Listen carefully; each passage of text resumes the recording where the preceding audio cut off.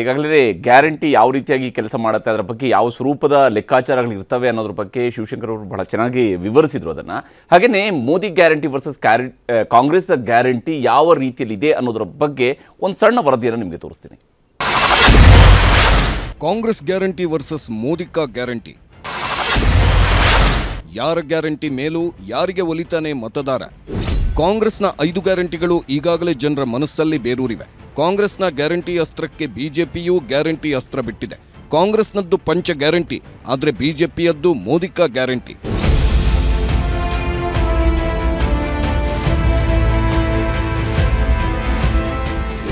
CM Siddaramaiah ಇತ್ತೀಚಿನ ಎಲ್ಲ ಕಾರ್ಯಕ್ರಮಗಳಲ್ಲೂ ಪ್ರಸ್ತಾಪ ಮಾಡುತ್ತಿರೋ ಏಕೈಕ ದಾಳ ಪಂಚ ಗ್ಯಾರಂಟಿ. ಮೊನ್ನೆ ಕಾರವಾರದ ಬನವಾಸಿಯಲ್ಲಿ ನಡೆದ ಕದಂಬೋತ್ಸವದಲ್ಲೂ ಸಿಎಂ ಅವರದ್ದು ಇದೇ ವಾದ. ಬಿಜೆಪಿ ಅಧಿಕಾರದಲ್ಲಿರೋ ಯಾವ ರಾಜ್ಯಗಳಲ್ಲೂ ಯಾವ ಪಕ್ಷಗಳು ಮಾಡದ ಗ್ಯಾರಂಟಿ ಯೋಜನೆ ನಾವು ಮಾಡಿದ್ದೇವೆ.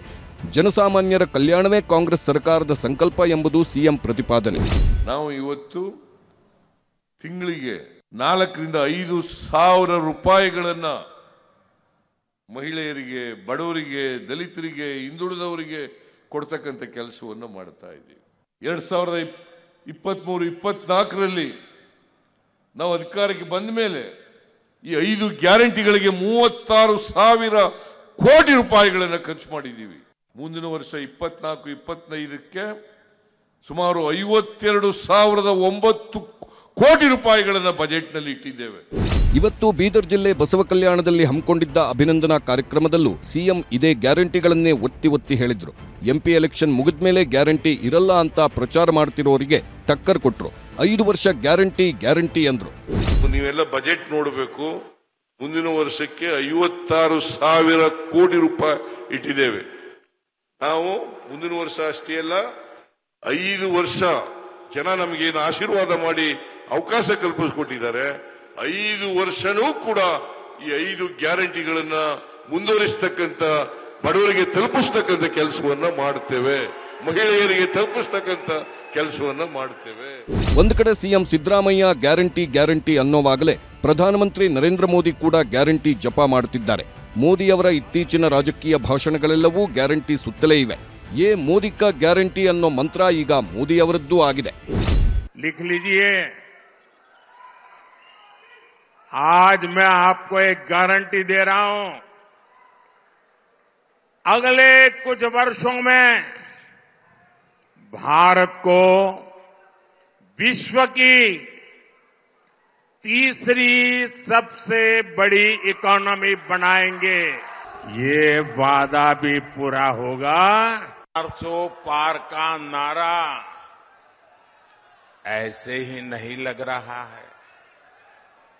ये तभी लग रहा है जब मोदी की गारंटी पर देश भरोसा कर रहा है. ಇದಷ್ಟೇ ಅಲ್ಲ, ಇಂದು ಕೂಡ ಮೋದಿಯದ್ದು ಅದೇ ಗ್ಯಾರಂಟಿ ಮಂತ್ರ. ಜಮ್ಮು ಕಾಶ್ಮೀರಕ್ಕೆ ಭೇಟಿ ನೀಡಿ ಅಭಿವೃದ್ಧಿ ಕಾರ್ಯಗಳಿಗೆ ಚಾಲನೆ ನೀಡಿದ ಬಳಿಕವೂ ಅದೇ ಗ್ಯಾರಂಟಿ ಜಪ.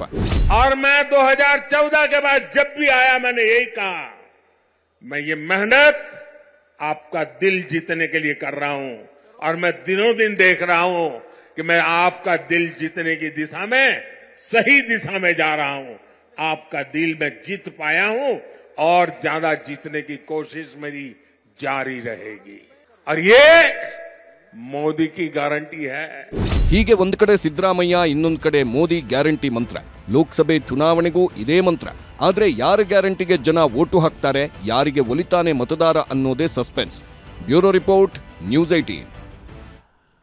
ಮೋಹನ್ ಯಾವ ರೀತಿಯಾಗಿ ಈ ಗ್ಯಾರಂಟಿಗಳು ಹಂಗಾದ್ರೆ ಕೆಲಸ ಮಾಡ್ತವೆ ಅಂತ ಹೇಳ್ಕೊಂಡು ಹರಿಪ್ರಸಾದ್ ನೋಡಿ, ಆಗ್ಲೇ ಅನಿಲ್ ಹೇಳ್ತಾ ಇದ್ರು, ಅಭಿವೃದ್ಧಿ ಬಿಟ್ಟು ಬರೀ ಇವರು ಅವನೇನೋ ಜೈ ಅಂದ ಇವನೇನೋ ಜೈ ಅಂದ ಅಂತ ಹೇಳ್ಬಿಟ್ಟು ಅದ್ರ ಬಗ್ಗೆ ರಾಜಕಾರಣ ಮಾಡ್ಕೊಂಡು ಕೂತ್ಕೊಳ್ತಾರೆ ಅಂತ. ಹರಿಪ್ರಸಾದ್, ಮೋದಿಯವರ ಗ್ಯಾರಂಟಿ ಹೆಂಗ್ ವರ್ಕ್ ಆಗಿದೆ ಕಳೆದ 10 ವರ್ಷಗಳಲ್ಲಿ ಅನ್ನೋದಕ್ಕೆ ಕೆಲವೊಂದಷ್ಟು ಎಕ್ಸಾಂಪಲ್ಸ್ ಹೇಳ್ತೀನಿ ನೋಡಿ. ಕಾಂಗ್ರೆಸ್ ಅಧಿಕಾರದಲ್ಲಿದ್ದಾಗ ಯಾವ ರೀತಿ ಇತ್ತು ಅಂತ ಹೇಳಿದ್ರೆ, ಫಾರ್ ಎಕ್ಸಾಂಪಲ್ ಗ್ಯಾಸ್ ವಿಷಯನೇ ತಗೊಳ್ಳಿ. ನನಗೂ ನೆನಪಿದೆ, ನಾನು ಬೆಂಗಳೂರಲ್ಲೇ ಹುಟ್ಟು ಬೆಳೆದವನು. ಯಾವ ರೀತಿ ಇತ್ತು ಅಂದ್ರೆ ಅವಾಗ ಮನೆ ಮನೆಗೂ ಗ್ಯಾಸ್ ಸಿಗ್ತಾ ಇರಲಿಲ್ಲ. ಬೆಳಗಿನ ಜಾವ 4 ಗಂಟೆಗೆ ಎದ್ದು ಎಷ್ಟೋ ಜನ ಮಹಿಳೆಯರಾಗ್ಬೋದು, ಗಂಡಸರಾಗ್ಬೋದು, ಹೋಗ್ಬಿಟ್ಟು ಸೀಮೆಣ್ಣೆ ಕ್ಯೂನಲ್ಲಿ ನಿಂತ್ಕೊಂಡ್ಬಿಟ್ಟು ಕಲ್ಗಳನ್ನೆಲ್ಲ ಜೋಡಿಸ್ಬಿಟ್ಟು ಮತ್ತೆ ಬಂದು ಮಲ್ಕೊಂಡು 6 ಗಂಟೆಗೆ ಹೋಗಿ ಸೀಮೆಣ್ಣೆ ತಂದ್ಬಿಟ್ಟು ಅಡುಗೆ ಮಾಡಿ ಏನು ಹೇಳ್ತಾರೆ ಸ್ಟವ್ ಹಚ್ಬಿಟ್ಟು ಅಡುಗೆ ಮಾಡುವಂಥ ಪರಿಸ್ಥಿತಿ ಇತ್ತು. ಬಟ್ ಕಳೆದ 10 ವರ್ಷಗಳಲ್ಲಿ ಇಡೀ ದೇಶದಲ್ಲಿ 12 ಕೋಟಿ ಮಹಿಳೆಯರುಗಳಿಗೆ ಈ ಗ್ಯಾಸ್ ಕನೆಕ್ಷನ್ ಕೊಡುವ ಮೂಲಕ ಅದರ ಒಂದು ಸಂಪೂರ್ಣವಾದಂಥ ಒಂದು ಅದು ಆರೋಗ್ಯ ಆಗ್ಬೋದು ಅಥವಾ ಈ ಗ್ಯಾಸ್ನಲ್ಲಿ ಬರುವಂಥ ಒಂದು ಅಭಿವೃದ್ಧಿ ಕಾರ್ಯಗಳನ್ನ ಕೊಟ್ಟರು ನರೇಂದ್ರ ಮೋದಿ ಅವರು. ಗ್ಯಾಸ್ ರೇಟ್ ಬಗ್ಗೆ ಕಾಂಗ್ರೆಸ್ನವರು ಕೇಳ್ತಾ ಇದ್ದಾರೆ. ಅಲ್ಲ, ಈಗ ಸಬ್ಸಿಡಿನೂ ಕೊಡ್ತಾ ಇದೀವಲ್ಲ, ಸಬ್ಸಿಡಿನೂ ಕೊಡಕ್ಕೆ ಶುರು ಮಾಡಿ ಆಲ್ರೆಡಿ 8-10 ತಿಂಗಳಾಯ್ತಲ್ಲ. ಮಧ್ಯದಲ್ಲಿ ಏನೋ ಒಂದು 2 ವರ್ಷ ಸಬ್ಸಿಡಿ ಕೊಟ್ಟಿಲ್ಲ ಅಂದ್ಬಿಟ್ಟು ಅದನ್ನೇ ದೊಡ್ಡದು ಮಾಡ್ಬಿಟ್ರು. ಫಸ್ಟ್ 6 ವರ್ಷ 7 ವರ್ಷ ಕೊಟ್ಟಿದ್ದನ್ನು ಇವ್ರು ಹೇಳೋದಿಲ್ಲ. ಈ ಕಳೆದ 1 ವರ್ಷದಿಂದ ಕೊಡ್ತಾ ಇರೋದನ್ನು ಇವ್ರು ಹೇಳೋದಿಲ್ಲ. ಆಯ್ತಾ? ನೆಕ್ಸ್ಟ್ ನೀರಿನ ವಿಚಾರಕ್ಕೆ ಬರೋಣ. ನೀರಿನ ವಿಚಾರದಲ್ಲೂ ಅಷ್ಟೇ. ಇದು ಬೆಂಗಳೂರಂತ ಊರುಗಳಲ್ಲಿ ನಿಮಗೆ ಒಂದು ರೋಡ್ ತುದಿಗೆ ಒಂದು ನಲ್ಲಿ ಇರ್ತಾ ಇತ್ತು. ಅಲ್ಲಿ ಹೋಗ್ಬಿಟ್ಟು ಬಿನ್ಗೆ ಹಿಡ್ಕೊಂಡು ಎಲ್ಲರೂ ನಿಮಗೆ ಲೈನಿಗೆ ನಿಂತ್ಕೊಂಡು ನೀರು ಹಿಡ್ಕೊಂಡು ಮನೆಗೆ ಹೋಗ್ತಾ ಇರೋ ತುಂಬಿಸ್ಕೊಂಡು 4-5 ಬಿನ್ಗೆ. ಇವತ್ತು ಆ ಪರಿಸ್ಥಿತಿ ಇಲ್ಲ. ಇಡೀ ದೇಶದಲ್ಲಿ ಹತ್ತಿರ 18 ಕೋಟಿ ಮನೆಗಳಿಗೆ ಇವತ್ತು ನಲ್ಲಿ ನೀರು ಕನೆಕ್ಷನ್ ಬಂದಿದೆ. ಕರ್ನಾಟಕದಲ್ಲಿ ಹತ್ತಿರ 54 ಲಕ್ಷ ಮನೆಗಳಿಗೆ ಮನೆ ಬಾಗಿಲಿಗೆ ನೀರು ಕನೆಕ್ಷನ್ ಬಂದಿದೆ. ಇದು ನರೇಂದ್ರ ಮೋದಿ ಅವರ ಗ್ಯಾರಂಟಿ. ನೆಕ್ಸ್ಟ್ ರೈತರ ವಿಚಾರದಲ್ಲಿ ಇವ್ರು ಮಾತಾಡಿದ್ರು. ಇವ್ರು UPA 2 ಅಧಿಕಾರಾವಧಿನಲ್ಲಿದ್ದಾಗ ರೈತರ ಸಾಲ ಮನ್ನಾ ಅಂತ ಹೇಳಿ ಬರೀ 37,000 ಕೋಟಿ ಸಾಲ ಮನ್ನಾ ಮಾಡಿದ್ರು. ಬಟ್ ನರೇಂದ್ರ ಮೋದಿ ಅವರು 2019ರಲ್ಲಿ ಕೆಂಪುಕೋಟೆಯಲ್ಲಿ ಭಾಷಣ ಮಾಡಬೇಕಾದ್ರೆ ಕಿಸಾನ್ ಸಮ್ಮಾನ್ ಯೋಜನೆಯನ್ನ ಘೋಷಣೆ ಮಾಡಿ ಕಳೆದ 5 ವರ್ಷಗಳಲ್ಲಿ ಇಡೀ ದೇಶದಲ್ಲಿ 2,80,000 ಕೋಟಿಯಷ್ಟು ಹಣನ ಕಿಸಾನ್ ಸಮ್ಮಾನ್ ನಿಧಿ ಯೋಜನೆಯಲ್ಲಿ ಎಲ್ಲಾ ರೈತರ ಅಕೌಂಟ್ಗೂ ನೇರವಾಗಿ ಹಾಕಿರೋದು. ರಾಜೀವ್ ಗಾಂಧಿ ಹೇಳ್ತಿದ್ರಲ್ಲ, ಮೇಲೆ 100 ರೂಪಾಯಿ ಹಾಕಿದ್ರೆ ಕೆಳಗಡೆ ಬರೀ 15 ರೂಪಾಯಿ ಹೋಗುತ್ತೆ ಅನ್ಬಿಟ್ಟು. ಆ ರೀತಿ ಆಗ್ತಾ ಇಲ್ಲ ಇವಾಗ. ಇದು ಮೋದಿ ಕಾ ಗ್ಯಾರಂಟಿ. ಅಷ್ಟೇ ಯಾಕೆ, ಕೋವಿಡ್ ಸಮಯದಲ್ಲಿ ತಗೊಳ್ಳಿ ನೀವು, 140 ಕೋಟಿ ಜನರಿಗೆ 208 ಕೋಟಿಗಿಂತ ಅಧಿಕ ವ್ಯಾಕ್ಸಿನೇಷನ್ ಕೊಡ್ತಾರೆ ಅಂತ ಹೇಳಿದ್ರೆ ಬೇರೆ ಬೇರೆ ದೇಶಗಳ ಜಗತ್ತಿನಲ್ಲೆಲ್ಲಾನು ಚಲ್ಲಾಪಿಲ್ಲಿ ಆಗೋಯ್ತು. ಅದು ಫ್ರೀಯಾಗಿ. ಅದು ಮೋದಿ ಕಾ ಗ್ಯಾರಂಟಿ. ತಿರ್ಗಾ ಇದೇ ಕಾಂಗ್ರೆಸ್ನವರೇ ಹೇಳ್ತಾ ಇದ್ರು, ನರೇಂದ್ರ ಮೋದಿ ಅವರು 2023 ಚುನಾವಣೆ ಸಮಯದಲ್ಲಿ ಎಲ್ಲಾ ಅಭಿವೃದ್ಧಿ ಕಾರ್ಯಗಳ ಶಂಕುಸ್ಥಾಪನೆಗೂ ಬರ್ತಾ ಇದ್ದಾರೆ, ಎಲ್ಲಾ ಉದ್ಘಾಟನೆಗೂ ಬರ್ತಿದ್ದಾರೆ ಅಂತ ಹೇಳ್ಬಿಟ್ಟು. ಯಾವಾಗ ಏರ್ಪೋರ್ಟ್ ಟರ್ಮಿನಲ್ 2 ಮಾಡಿದಾಗ, HAL ಫ್ಯಾಕ್ಟರಿ ಮಾಡಿದಾಗ, ತಿರ್ಗಾ ಆಮೇಲೆ ಮೆಟ್ರೋ ಲೈನ್ ಎಕ್ಸ್ಟೆನ್ಷನ್ ಮಾಡಿದಾಗ, ಆಗ ಇದ್ಯಾವುದು ಅಭಿವೃದ್ಧಿ ಅಲ್ವಾ? ಇವತ್ತು ನರೇಂದ್ರ ಮೋದಿ ಅವರು ಎಲ್ಲೋದ್ರೂ ಅಷ್ಟು ಅಭಿವೃದ್ಧಿ ಬಗ್ಗೆನೇ ಚರ್ಚೆ ಮಾಡೋದು. ತಿರ್ಗಾ ದೇಶದ ಸೆಕ್ಯೂರಿಟಿ ಬಗ್ಗೆ ಯೋಚನೆ ಮಾಡಿ. ನೀವು 2004ರಿಂದ 2014ರಲ್ಲಿ ನೀವು ಪ್ರತಿನಿತ್ಯ ಪೇಪರ್ ತೆಗೆದ್ರೆ ಅಟ್ಲೀಸ್ಟ್ 2 ತಿಂಗಳು 3 ತಿಂಗಳಿಗೆ ಒಂದ್ಸಲಿ ದೇಶದಾದ್ಯಂತ ಎಲ್ಲಾದ್ರೂ ಒಂದ್ ಕಡೆ ಬಾಂಬ್ ಬ್ಲಾಸ್ಟ್ ಇರ್ತಾ ಇತ್ತು. ಅದು ದೆಹಲಿ ಆಗ್ಬೋದು, ಯಾವ ಊರುಗಳೇ ಇಲ್ಲ ನಿಮಗೆ. ದೆಹಲಿ ತಗೊಳ್ಳಿ, ಮುಂಬೈ ತಗೊಳ್ಳಿ, ಜೈಪುರ್, ಅಹಮದಾಬಾದ್, ಬೆಂಗಳೂರು, ವಾರಣಾಸಿ, ಒಡಿಸ್ಸಾ, ಎಲ್ಲ ಕಡೆನೂ ಇವತ್ತು ನೋಡಿ ಕಳೆದ 9-10 ವರ್ಷಗಳಲ್ಲಿ ಯಾವ ರೀತಿ ಒಂದು ದೇಶದ ಸೆಕ್ಯೂರಿಟಿನ ಯಾವ ರೀತಿ ಕಂಟ್ರೋಲ್ ತಗೊಂಡಾಗಿದೆ. ನಿಮಗೆ ನಾಗರಿಕರನ್ನ ಗುರಿಯಾಗಿಸ್ಕೊಂಡು ನಡೆತಿದ್ದಂತ ದಾಳಿಗಳು ಎಷ್ಟು ಕಡಿಮೆ ಆಗೋಗಿದೆ. ಜನಕ್ಕೆ ಬೇಕಾಗಿರೋದು. ಅನಿಲ್ ಕುಮಾರ್ ಅವರೇ, ಹಾಗಾದ್ರೆ ಬಿಜೆಪಿ ಹೇಳ್ತಿರೋ ಈ ಗ್ಯಾರಂಟಿಗಳನ್ನ ಜನ ಒಪ್ಕೊಳ್ತಾರೆ ಅಂತ ಸರ್? ಈಗ ಒಂದು 10 ನಾನು ಆ್ಯಕ್ಚುಲಿ ಓದ್ಬೋದು, ನಿಮ್ಮ ಹತ್ರ ಟೈಮ್ ಇದ್ದರೆ if you allow me I read. ಒಂದು 10 ಸಬ್ಜೆಕ್ಟ್ ಲೈನ್ ಮೊನ್ನೆ ಒಂದು ಪೇಪರ್ ಒಳಗೆ ಓದ್ತಾ ಇದ್ದೆ. 10 subject line. Nadda question silence on Kharge and Rahul ಅಂತ ಸ್ಲೋಗನ್ ಕಾಂಟ್ರವರ್ಸಿ. ಅದಾಗಿದ್ಮೇಲೆ BJP demand Congress MP arrest. ಅಕಸ್ಮಾತ್ ಇವ್ರಿಗೇನಾದ್ರು ಡೆವಲಪ್ಮೆಂಟ್ ಮಾಡಿರುವಂಥದ್ದು ನಿಜವಾದರೆ, ನಮ್ಮ ಮೋಹನ್ ಅವ್ರು ಹೇಳ್ತಿದ್ದಂಗೆ ಅದ್ರ ಬಗ್ಗೆ ಮಾತಾಡಬೇಕು, ಅದ್ರ ಬಗ್ಗೆ ಪತ್ರಿಕೆಗೋಷ್ಠಿ ಕರಿಬೇಕು. ಜಲ್ ಜೀವನ್ ಮಿಷನ್ 18 ಕೋಟಿ ಜನರಿಗೆ ಜಲ್ ಜೀವನ್ ಮಿಷನ್ ಅಡಿಯಲ್ಲಿ ಅವ್ರೇನಾದ್ರು ನೀರನ್ನ ಕೊಟ್ಟಿದ್ರೆ ಅದ್ರ ಬಗ್ಗೆ ಕರೆದು ಮಾತಾಡಬೇಕು. ಇವತ್ತಿನವರೆಗೂ ನಾನು ಎಲ್ಲೂ ಪೇಪರ್ ಓದಿಲ್ಲ. ಮೇ ಬಿ ಮೋಹನ್ ಅವ್ರು ಕೊಟ್ಟರೆ ನಾನು ಓದ್ತೀನಿ, ಅದರಲ್ಲಿ ತಪ್ಪಿಲ್ಲ, ಮಾಡಿದರೆ ಒಳ್ಳೆಯದೇ, ಅದ್ರ ಬಗ್ಗೆ ಏನು 2 ಮಾತಿಲ್ಲ. ಬಟ್ ಇರುವಂಥದ್ದೇನು ಅಂದರೆ, ನರೇಂದ್ರ ಮೋದಿ ಅವರು 2014ರಿಂದ 2024ವರೆಗೂ ಕೊಟ್ಟಿರುವಂಥ ಪ್ರಮುಖ ಗ್ಯಾರಂಟಿಗಳ ಬಗ್ಗೆ ನಾನು ಹೇಳೋಕ್ಕೆ ಇಚ್ಛೆಪಡ್ತೀನಿ. ಒಂದು, ಫಾರ್ಮರ್ಸ್ ಇನ್ಕಮ್ನ ಡಬಲ್ ಮಾಡ್ತೀನಿ, ದುಗುಣ ಕರ್ತಾವಮಯ ಅಂತ ಹೇಳಿದ್ರು. ಇವತ್ತೇನಾರು ಆಗಿದೆಯಾ ಗೊತ್ತಿಲ್ಲ. ಅದೇ ರೀತಿ 2 ಕೋಟಿ ಉದ್ಯೋಗಗಳನ್ನ ಕೊಡ್ತೀನಿ ಅಂದಿದ್ರು, ಅದೇನಾರು ಆಗಿದೆಯಾ ಗೊತ್ತಿಲ್ಲ. ಸ್ಮಾರ್ಟ್ ಸಿಟಿ ಹೇಳಿದ್ರು, ಅದ್ರ ಬಗ್ಗೆ ಗೊತ್ತಿಲ್ಲ. 15 ಲಕ್ಷ ರೂಪಾಯಿ ಕೊಡ್ತೀನಿ ಅಂದರು, ಅದ್ರ ಬಗ್ಗೆ ಗೊತ್ತಿಲ್ಲ. 36-40 ರೂಪಾಯಿಗೆ ಪೆಟ್ರೋಲ್ ಕೊಡ್ತೀನಿ ಅಂದರು, ಅದು ಗೊತ್ತಿಲ್ಲ. ಗ್ಯಾಸು 400 ರೂಪಾಯಿನ 300 ರೂಪಾಯಿಗೂ ಕೊಡ್ತೀನಿ ಅಂದರು, ಅದಾಗಿದೆಯಾ ಗೊತ್ತಿಲ್ಲ. ಆಮೇಲೆ ಬ್ಲ್ಯಾಕ್ ಮನಿ ಎಲ್ಲ ತಗೊಂಬಂದ್ಬಿಟ್ಟು ಏನೋ ಬಂಗಾರದ ರಸ್ತೆಗಳನ್ನ ಮಾಡ್ಬಿಡ್ತೀನಿ ಅಂತ ಹೇಳಿದ್ರು, ಅದು ಆಗಿದೆಯಾ ಎಲ್ಲ ಗೊತ್ತಿಲ್ಲ. ಅದೇ ಥರ ನಾ ಖಾನೆ ದುಂಗ ಅಂತ ಹೇಳಿದ್ರು, ಅದೇನಾರು ಆಗಿದೆಯಾ ಗೊತ್ತಿಲ್ಲ. ಅಕಸ್ಮಾತ್ ಆಗಿದೆ ಅಂತ ಅನ್ನೋದಾದರೆ why people are going out of the country? Maximum ಜನ ಈ ದೇಶ ಬಿಟ್ಟು ಇನ್ನೊಂದು ದೇಶಕ್ಕೆ ಹೋಗ್ತಾ ಇದ್ದಾರೆ ಅಂತಂದರೆ, ಒಂದು ನಿಮಿಷ ಸರ್ ಹೇಳ್ಬಿಡ್ತೀನಿ. ಆಮೇಲೆ ಡಾಲರ್ ಪ್ರೈಸ್ ಏನಿತ್ತು, ಏನಾಗಿದೆ? ಇವತ್ತು ಆದಮೇಲೆ 56 ಲಕ್ಷ ಕೋಟಿ ಇದ್ದಂಥ ಸಾಲ ಇವತ್ತು 183 ಲಕ್ಷ ಕೋಟಿ, 183 ಲ್ಯಾಕ್ ಕ್ರೋರ್ ಸಾಲ ಆಗಿದೆ ದೇಶದ ಮೇಲೆ. ಆಲ್ಮೋಸ್ಟ್ ಆಲ್ PSU ಕಂಪ್ನಿಗಳು ಮಾರಾಟಕ್ಕೆ ಬಂದಿದೆ. ಇಂಥ ಒಂದು ಮಹಾನ್ ಸಾಧನೆ ಮಾಡಿರುವಂಥ ಭಾರತೀಯ ಜನತಾ ಪಾರ್ಟಿಗೆ ಕೃತಜ್ಞತೆ ಸಲ್ಲಿಸೋಣ. ಮುಂದಿನ ದಿನಗಳಲ್ಲಿ ಇದನ್ನೇ ಇಟ್ಕೊಂಡು ಅವ್ರು ಇದನ್ನೇ ಡೆವಲಪ್ಮೆಂಟ್, ಅದೇ ಗ್ಯಾರಂಟಿಗಳೇ ಸರ್, ಅದನ್ನೇ ಗ್ಯಾರಂಟಿಗಳು ನಾವು ಹೇಳೋದು ಕೊಟ್ಟಿದ್ದೀವಿ. ನಾವು ಗೆಲ್ಲಬೇಕಾದ್ರೆ ನನ್ನ ಸ್ನೇಹಿತರು ಹೇಳ್ತಾ ಇದ್ರು, ಪತ್ರಕರ್ತರು, ಈ ಥರದೊಂದು ಸ್ಟ್ರಾಟಜಿ ಮಾಡ್ಬೇಕು. ನಾವೇನು ಸ್ಟ್ರಾಟಜಿ ಮಾಡೋದು ಬೇಕಾಗಿಲ್ಲ. ನರೇಂದ್ರ ಮೋದಿ ಅವ್ರು ಏನೇನು 10 ವರ್ಷಗಳಲ್ಲಿ ಹೇಳಿದಾರಲ್ಲ ಅದನ್ನು ಜನರಿಗೆ ಹೇಳಿ ತೋರಿಸಿದ್ರೆ ಎಲ್ಲ ಕಡೆ ವಿಡಿಯೋ ಸ್ಕ್ರೀನ್ಗಳು ಹಾಕ್ಬಿಟ್ರೆ, ಎಲ್ಲ ಕಡೆಗೆ ಒಂದೊಂದು ಕೋಣೆಯಲ್ಲಿ ವಿಡಿಯೋ ಸ್ಕ್ರೀನ್ಗಳು ಹಾಕ್ಬಿಟ್ರೆ ನರೇಂದ್ರ ಮೋದಿ ತಡೆದವ್ರು ಯಾರು? ನಿಮ್ಮನ್ನು ತಡೆದವ್ರು ಯಾರು? ಅಲ್ಲ, ತಡೆದವ್ರಲ್ಲ, ಅದನ್ನ ಮಾಡಬೇಕು. ಅದಕ್ಕೆ ನಮ್ಮ ಹತ್ರ ದುಡ್ಡಿಲ್ವಲ್ಲ, ದುಡ್ಡೆಲ್ಲ ಇವ್ರದೇ SBI ಇಂದ ಲಾಕ್ ಮಾಡಿಟ್ಬಿಟ್ಟಾರೆ ನಮಗೆ. ಅಲ್ಲಿ SBI ಇಂದ ಲಾಕ್ ಮಾಡಿಟ್ಬಿಟ್ಟಿದ್ದಾರೆ. ಸೊ ಹಂಗಾಗಿ ದುಡ್ಡು ಬಂದ್ರೆ ಮಾಡ್ತೀನಿ, 100% ಅಲ್ಲಿ ಗಿದ್ದು ಸಜೆಷನ್. ಆಮೇಲೆ ಇನ್ನೊಂದು, ನರೇಂದ್ರ ಮೋದಿ ಅವರು ಮಾತಾಡ್ತಾ ಸ್ಕೀಮ್ಗಳ ಬಗ್ಗೆ ಮಾತಾಡ್ತಾ ಇದ್ರು. ಇವತ್ತು ಅವ್ರು ಏನಾರು ಅಕಸ್ಮಾತು ರೈತರಿಗೆ ಅಷ್ಟೊಂದು ಏನಾದ್ರು ಒಳ್ಳೆ ಕೆಲಸ ಮಾಡಿದರೆ ತಡೆಯುವಂಥ ಅಷ್ಟು ದೊಡ್ಡ ಯಾಕೆ ಪ್ರಯತ್ನ ಮಾಡ್ತಾ ಇದ್ದೀರಿ? ಇಂತಿಂಥ ದೊಡ್ಡ ದೊಡ್ಡ ಮೊಳೆಗಳನ್ನ ಹೊಡೆದಿದ್ದೀರಿ, ಇಡೀ ಪ್ಯಾರಾಫೋರ್ಸ್ ಹಾಕಿದಿರಿ, BSF ಹಾಕಿದಿರಿ. ರೈತರು, ಈ ದೇಶದ ರೈತರು ಡೆಲ್ಲಿಗೆ ಬಂದು ಮನವಿ ಕೊಡೋದಕ್ಕೆ ಇಷ್ಟೊಂದು ದೊಡ್ಡ ಗಲಾಟೆಯನ್ನು, ಅಕಸ್ಮಾತ್ ಅಂಥ ಒಂದು ನಿಮಗೆ ಸಾಧನೆ ಇದ್ದಿದ್ರೆ ಯಾಕೆ ಅಷ್ಟೆಲ್ಲ ಮಾಡ್ತಾ ಇದ್ದೀರಿ? ಆಯಿತು, ನಿಮಗೆ ಅಂಥ ಒಂದು ಪ್ರೀತಿ ಇದ್ದರೆ ಇವತ್ತು ಹೋಗಿ ನೀವು ಒಂದು ಪ್ರೆಸ್ ಮೀಟ್ ಮಾಡಿ ಹರಿಪ್ರಸಾದ್ ಅವರಿಗೆ ಲೈವ್ ಇಂಟರ್ವ್ಯೂ ಕೊಡಲಿ Narendra Modi. I'll be very happy. Why is he not done a single press meet? ಇವತ್ತಿನವ್ರಿಗೆ ಏನಾದ್ರು ಪ್ರೆಸ್ ಮೀಟ್ ಮಾಡಿದಾರ, ಅದು ಬಿಟ್ಟಾಕ್ಬಿಡೋಣ, ಬೇಡ. ಇವತ್ತು ಇಷ್ಟೆಲ್ಲ ಮಾತಾಡ್ತಾ ಇದ್ದಾರಲ್ಲ, ಮಣಿಪುರ್ಗೆ ಹೋಗಿ ಏನಾಗಿದೆ ಅಂತ ನೋಡೋಕೆ ಒಂದು ಕನ್ಸರ್ನ್ ಇಟ್ಕೊಂಡಿದ್ದಾರೆ. ಹರಿಯಾಣಕ್ಕೆ ಹೋಗಿ ನೋಡಿದ್ದಾರೆ ಎಷ್ಟು ಜನ ಏನು ಪ್ರಾಬ್ಲಮಲ್ಲಿದ್ದಾರೆ. ಜನರು ನೋಡ್ತಾನೆ ಇದ್ದಾರೆ. One thing I would like to tell very clearly, ಈ ದೇಶದ ಜನ ಭಾಳ ಇಂಟೆಲಿಜೆಂಟ್ ಇದ್ದಾರೆ. ಆಮೇಲೆ ಈ ದೇಶದ ಜನ 303 ಸೀಟ್ ಇದೆ Hariprasad, 303. That was their best. I am telling. Haryana 10ಕ್ಕೆ 10, ಛತ್ತೀಸ್ಗಢ 11ರಲ್ಲಿ 9, ಡೆಲ್ಲಿ 7ಕ್ಕೆ 7, ಗುಜರಾತಲ್ಲಿ 26ಕ್ಕೆ 26, ಅದು ರಾಜಸ್ಥಾನದಲ್ಲಿ 27ಕ್ಕೆ 27, ಯಾವುದು ಮಧ್ಯಪ್ರದೇಶದಲ್ಲಿ 28ಕ್ಕೆ 28. ಸೊ ಎಲ್ಲ ಕಡೆನೂ ಇಷ್ಟೆಲ್ಲ ಸೀಟ್ ತೊಗೊಂಡ್ಮೇಲೆ ಇವತ್ತು ಕೆಲವೊಂದು ವೀಕ್ಷಣೆ ಇದನ್ನ ನೋಡ್ತಿದ್ದೆ, ಎಕ್ಸಿಟ್ ಪೋಲ್ಗಳು ನೋಡ್ತಿದ್ದೆ, 176 ಸೀಟ್. ಕೆಲವು ಸೀಟ್ ನೀವು ಗೆದ್ದಿದ್ದೀರಿ. ಅಲ್ಲಲ್ಲ, ಇರಲಿ, ಅಲ್ಲಲ್ಲ, ಮಧ್ಯಪ್ರದೇಶದಲ್ಲಿ ಒಂದೇ ಸೀಟ್ ಗೆದ್ದಿರೋದು ನಾವು, ರಾಜಸ್ಥಾನದಲ್ಲಿ ಸೋತಿದ್ದೀವಿ, ಆಮೇಲೆ ಬಿಹಾರದಲ್ಲಿ 1 ಸೀಟ್ ಗೆದ್ದಿದ್ದೀವಿ. From my data is correct. So ನಾನು ಹೇಳ್ತಿರೋದೇನಂತಂದರೆ, whatever the worst performance Congress had ಅಲ್ಲ, ವಿ ಹ್ಯಾಡ್. ನಾವು it is going to be next ಲೆವೆಲ್ಗೆ ಹೋಗ್ತೀವಿ. ಇವತ್ತು ಭಾರತೀಯ ಜನತಾ ಪಾರ್ಟಿ ಅವರು ಅಲ್ಲಿಂದ ಎಲ್ಲಿ ಕೆಳಗಿಳಿತಾರೆ ಅನ್ನೋದು ಇಂಪಾರ್ಟೆಂಟ್ ಕ್ವಶನ್ ಆಗಿರೋದು. ಶಿವಶಂಕರ್ ಅವರೇ, ಎಷ್ಟು ಮಟ್ಟಿಗೆ ಈ ರೀತಿಯಾದಂತಹ ಡೇಟಾವನ್ನ ಕಾಂಗ್ರೆಸ್ ಕೌಂಟರ್ ಮಾಡೋದ್ರಲ್ಲಿ ಯಶಸ್ವಿಯಾಗಿ ಜನರ ಹತ್ರ ತಲುಪುತ್ತೆ ಅಂತ? ಯಾಕಂದ್ರೆ ಇಲ್ಲಿ ಡಿಬೇಟ್ಗಳಲ್ಲಿ ಹೇಳುವಂಥದ್ದು ಓಕೆ, ಆದ್ರೆ ಜನರಿಗೆ ತಲುಪಬೇಕಾಗಿರೋದು ಬಹಳ ಮುಖ್ಯವಾಗಿರುತ್ತೆ. ಅದನ್ನ ಎಷ್ಟು ಮಟ್ಟಿಗೆ ಈಗ ಕಾಂಗ್ರೆಸ್ನವರು ಹೇಳ್ತಾರಲ್ಲ, ಈಗ ನೀವು ಒಂದು ಒಳ್ಳೆ ಪ್ರಶ್ನೆ ಅವ್ರು ಕೇಳಿದ್ರಿ, ನಿಮ್ಮನ್ನು ತಡೆದವ್ರು ಯಾರು? ಫೈನಲಿ ಈಗ ಪೊಲಿಟಿಕಲ್ ಪಾರ್ಟೀಸ್ಗೆ ಬೇಕಾಗಿರೋದು ವೋಟರ್ಸ್ ನ ಕನ್ವಿನ್ಸ್ ಮಾಡಬೇಕು. ವೋಟರ್ ಕನ್ವಿನ್ಸ್ ಆದ್ರೆ ನಿಮ್ಗೆ ವೋಟ್ ಹಾಕ್ತಾರೆ, ಗೆಲ್ತಾರೆ. ಇವಾಗ ನೀವು ಅಸೆಂಬ್ಲಿ ಎಲೆಕ್ಷನ್ಸ್ ಅಲ್ಲಿ ಕಾಂಗ್ರೆಸ್ ಗೆಲ್ತು ಅಂದ್ರೆ ನೀವು you are able to convince the voters as far as assembly polls are concern.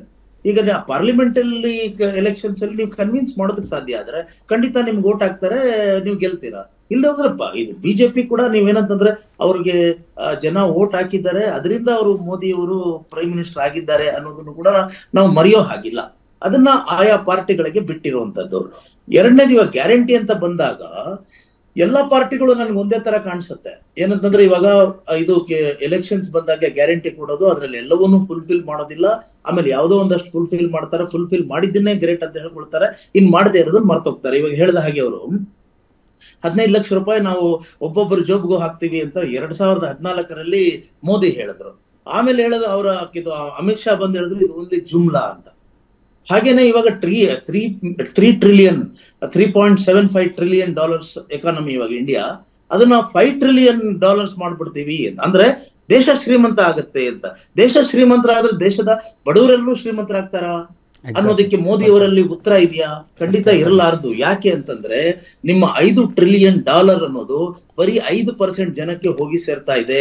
ಇನ್ನು 95% ಬಡತನದಲ್ಲೇ ಇದ್ದಾರೆ. ಉದಾಹರಣೆಗೆ ಈಗ ಮೊನ್ನೆ ತಾನೇ ಒಂದು ಮದುವೆಯನ್ನ ನೋಡಿದ್ವಿ ನಾವು. ಮುಖೇಶ್ ಅಂಬಾನಿಯವರ ಒಬ್ಬ ವ್ಯಕ್ತಿಯ ಸ್ವತ್ತೆಷ್ಟು ಅಂದ್ರೆ 1,10,000 ಕೋಟಿ. ಅಂದ್ರೆ ಈಗ ಒಡಿಸ್ಸಾ, ಇದು ತೆಲಂಗಾಣ, ಈ ತರದ ಒಂದು ಮೀಡಿಯಂ ಸೈಜ್ ಸ್ಟೇಟ್ ಗಳಿದೆಯಲ್ಲ, ಅವುಗಳದ್ದು ಸ್ಟೇಟ್ ಬಜೆಟ್ ಅದು ಒಬ್ಬ ವ್ಯಕ್ತಿಗೆ ಹೋಗಿದೆ. ಅದರಿಂದ ಅವರು 1,000 ಕೋಟಿ ಖರ್ಚು ಮಾಡಿ ಅವ್ರ ಮಗನ ಮದುವೆ ಮಾಡ್ತಾರೆ. Sir, Reliance industry market cap ಬಂದ್ಬಿಟ್ಟು 14 ಲಕ್ಷ ಕೋಟಿ ಸರ್. ಈಗ ಯಾರ 14 ಲಕ್ಷ ರಿಲಯನ್ಸ್ ನಿಮಗೆ ಉದ್ಯಮ ಕಟ್ಟಬಾರ್ದು, ಕಟ್ಟಬೇಕು. ಖರ್ಚಾಗಿರೋ 1,000 ಕೋಟಿ ಅದು ಎಲ್ಲ ಅಂದ್ರೆ ಇವಾಗ 140 ಕೋಟಿ ಜನಗಳಿಗೆ ಆ ತರದ ಒಂದು ಅದು 1,000 ಕೋಟಿ ನಾವು ನಮ್ಮ ಮಕ್ಕಳಿಗೆ ಮದುವೆ ಖರ್ಚು ಮಾಡೋದು ಬೇಕಾಗಿಲ್ಲ. ಅದರಲ್ಲಿ 1% ಏನಾದ್ರೂ ಇನ್ಕಮ್ ಎಲ್ರಿಗೂ ಬರೋದಾದ್ರೆ ಅವತ್ತಿಗೆ ಅದು ದೇಶ ಸುಭಿಕ್ಷ ಅಥವಾ ಸಮೃದ್ಧ ಅಂತ ಹೇಳ್ಬೋದು. ಇದನ್ನ ಮೋದಿ ಗ್ಯಾರಂಟಿ ಕೊಡೋದಕ್ಕೆ ಸಾಧ್ಯ ಇದೆಯಾ? Okay. ಕಾಂಗ್ರೆಸ್ ಅವರು okay okay okay okay okay Mohan ವಿಶ್ವ ಅವರೇ, ಶಿವಕುಮಾರ್ ಅವರು ಬಡತನದ ಬಗ್ಗೆ ಹೇಳಿದ್ರು. ಬಹುಶಃ ಅವರು ನೋಡಿಲ್ಲ ಅನ್ಸುತ್ತೆ, ರೀಸೆಂಟ್ ಆಗಿ ಒಂದು ಬಡತನ ಮೂಲದಿಂದ ಎತ್ತಿದ್ದೀವಿ ರಿಪೋರ್ಟ್ ಬಂದಿದ್ದು, ಆಯ್ತಾ, ನೀತಿ ಆಯೋಗದ ರಿಪೋರ್ಟ್ ಬಂದಿದ್ದು, ಇನ್ನು 1 ತಿಂಗಳು ಆಗಿಲ್ಲ. ಮಲ್ಟಿ ಡೈಮೆನ್ಷನಲ್ ಪಾವರ್ಟಿ ಅಂತ ಹೇಳ್ಬಿಟ್ಟು ಬೇರೆ ಬೇರೆ ಆಯಾಮಗಳಿಂದ ಅದನ್ನ ಸರ್ವೆ ಮಾಡಿದ್ದಾರೆ. ಅದರ ಪ್ರಕಾರ ಕಳೆದ 10 ವರ್ಷದಲ್ಲಿ ಇಡೀ ದೇಶದಲ್ಲಿ 24,80,00,000 ಜನರು ಬಡತನ ರೇಖೆಯಿಂದ ಮೇಲ್ ಬಂದಿದ್ದಾರೆ, ಮಿಡ್ಲ್ ಕ್ಲಾಸ್ಗೆ, ಆಯ್ತಲ್ಲ. That is all because of Modi ಕಾ ಗ್ಯಾರಂಟಿ, ಮೋದಿಯವರು ಕೊಟ್ಟಿರುವಂತಹ ಸ್ಕೀಮ್ಗಳೇ. ಅಷ್ಟೇ ಯಾಕೆ, ಕೋವಿಡ್ ಸಮಯದಲ್ಲಿ ಶುರುವಾದಂತ ಅದು ಪ್ರಧಾನ ಮಂತ್ರಿ ಗರೀಬ್ ಕಲ್ಯಾಣ ಅನ್ನ ಯೋಜನೆಯಲ್ಲಿ ನಿಮಗೆ 80 ಕೋಟಿ ಬಡವರಿಗಾಗರ ಅಕ್ಕಿ, ಬೇಳೆ ಆಗ್ಬೋದು, ಗೋಧಿ ಆಗ್ಬೋದು ಕೊಟ್ಟಿಲ್ವಾಗ, ಅದು ಬಡತನಗೋಸ್ಕರ ಬಡವರಿಗೋಸ್ಕರ ಮಾಡಿದಲ್ವಾ ಅದು.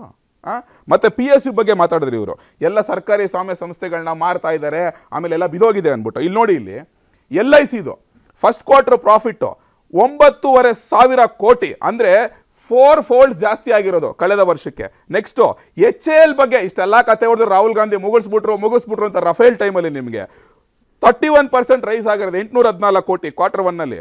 ಹಿಂದೂಸ್ತಾನ್ ಪೆಟ್ರೋಲ್ ಕಾರ್ಪೊರೇಷನ್ ಲಿಮಿಟೆಡ್ 79%, 3,608 ಕೋಟಿ ಆಗಿರೋದು. SBI ಕ್ವಾರ್ಟರ್ 1 ರಿಸಲ್ಟ್ ನಿಮಗೆ 178%, ಅಂದ್ರೆ 16,884 ಕೋಟಿ. ಎಲ್ಲಾ ಪಬ್ಲಿಕ್ ಸೆಕ್ಟರ್ ಅಂಡರ್ಟೇಕಿಂಗ್ಗಳು ಇವತ್ತು ಹೈಯೆಸ್ಟ್ ಪ್ರಾಫಿಟ್ ಗಳನ್ನ ಮಾಡ್ಕೊಂಡು ಮೇಲೋಗ್ತಾ ಇದಾವೆ. ಬರೀ ಅಂಬಾನಿ ಅದಾನಿ ಒಬ್ಬರೇ ಅಲ್ಲ. ಅಂಬಾನಿ ಬಗ್ಗೆ ಇಷ್ಟೆಲ್ಲ ಹೇಳ್ತಾರಲ್ಲ, ಅಷ್ಟು ಮಾರ್ಕೆಟ್ ಕ್ಯಾಪ್, ಇಷ್ಟು ಮಾರ್ಕೆಟ್ ಕ್ಯಾಪ್ ಅಂತ. ನಾಳೆ ಬೆಳಗ್ಗೆ ಅಂದ್ರೆ ಅಂಬಾನಿ ಶೇರ್ಸ್ ನ ಸೇಲ್ ಮಾಡಿದ್ರೆ 16 ಲಕ್ಷ ಕೊಟ್ರೆ 1,100 ಕೋಟಿಗೆ ಹೋಗ್ಬಿಡುತ್ತೆ. ಅದಾನಿ ವಿಚಾರದಲ್ಲಿ ಇವರೇ ಸುಳ್ಳು ಸುದ್ದಿ ಹಬ್ಸಿದ್ರಲ್ಲ, ಒಂದೊಂದ್ ದಿವಸಕ್ಕೆ ಅದಾನಿ ಆಗರೆ ಮೌಲ್ಯ 30,000 ಕೋಟಿ 30,000 ಕೋಟಿ ಹೋಗ್ತಿತ್ತಲ್ಲ. ಆಗೋದಿಲ್ಲ ಅದು. ನರೇಂದ್ರ ಮೋದಿ ಅವರು ಯಾವಾಗ ಪವರ್ ಇಂದ ಇಳಿತಾರಲ್ಲ, ವಿತಿನ್ 7 to 10 days ಒಳಗಡೆ, I am talking about specially PSUದು, ಬಿಕಾಸ್ ನೀವು ನನಗೆ ಬೇಕಾದ್ರೆ ಒಂದು ದಿವಸ ಎಕ್ಸ್ಕ್ಲೂಸಿವ್ ಕರೀರಿ, ಅದರ ಬಗ್ಗೆ ದೀರ್ಘವಾದಂಥ ಇದು ವರದಿ ನಿಮ್ಗೆ ಕೊಡ್ತೀನಿ. It is a systematic loot. ಅದು ಸಿಸ್ಟಮ್ಯಾಟಿಕ್ ಲೂಟ್ ಹೆಂಗೆ ಅಂತಂದರೆ, ಓಪನ್ ಆಗಿ ಮಾರ್ಕೆಟಲ್ಲಿ SBIನ ಬಿಡೋದು, ಓಪನ್ ಆಗಿ LICನ ಬಿಡೋದು, ಜನ ಶೇರ್ ಖರೀದಿ ಮಾಡ್ತಾರೆ. There is a market cap for any public limited company which is associated with Indian government. ಅದಾಯ್ತಾ, ಯಾವ ಕಂಪನಿ, ಯಾವ shell company staking the stake in the organisation, ಇದು ಇಂಪಾರ್ಟೆಂಟ್ ಆಗ್ತದೆ. ಯಾಕಂದ್ರೆ it is very short time to we can discuss. ಇಷ್ಟೇ ಹೇಳ್ತೀನಿ, ನರೇಂದ್ರ ಮೋದಿ ಅವರ guarantee ಏನು ಅನ್ನೋದನ್ನ ನರೇಂದ್ರ ಮೋದಿ ಅವರು ಸ್ಪಷ್ಟವಾಗಿ ಹೇಳಿದ್ರೆ ಸೋಲದು ಖಚಿತ. ಅಷ್ಟೇ ಹೇಳ್ಬೇಕು ಅಂದ್ರೆ ನಾವು ಆಗ್ಲೇ ಹೇಳ್ದಂಗೆ ಶೇರ್ ಮಾಡ್ಕೊಂಡಿದ್ದಕ್ಕಾಗಿ ಇದು ಇವತ್ತಿನ ಅಖಾಡ. ನಾಳೆ ಇದೊಂದು ಸಬ್ಜೆಕ್ಟ್ ಮೂಲಕ ನಿಮಗೆ ಹಾಜರಾಗ್ತೀನಿ. ನಮಸ್ಕಾರ. ಕನ್ನಡಿಗರ ನೆಚ್ಚಿನ News 18 ಕನ್ನಡ ಈಗ ವಾಟ್ಸ್ಆಪ್ ನಲ್ಲೂ ಲಭ್ಯ. ಕರ್ನಾಟಕ, ದೇಶ ವಿದೇಶಗಳ 360 ಡಿಗ್ರಿ ಸುದ್ದಿಯ ವಿವರಗಳನ್ನ ನಿಮ್ಮ ಕೈ ಬೆರಳುಗಳಲ್ಲೇ ಪಡಿಲಿಕ್ಕೆ ಈ QR ಕೋಡ್ ಅನ್ನ ಸ್ಕ್ಯಾನ್ ಮಾಡಿ, ನಮ್ಮ ಚಾನಲ್ ಫಾಲೋ ಮಾಡಿ, ನೋಟಿಫಿಕೇಶನ್ ಆನ್ ಮಾಡಿ.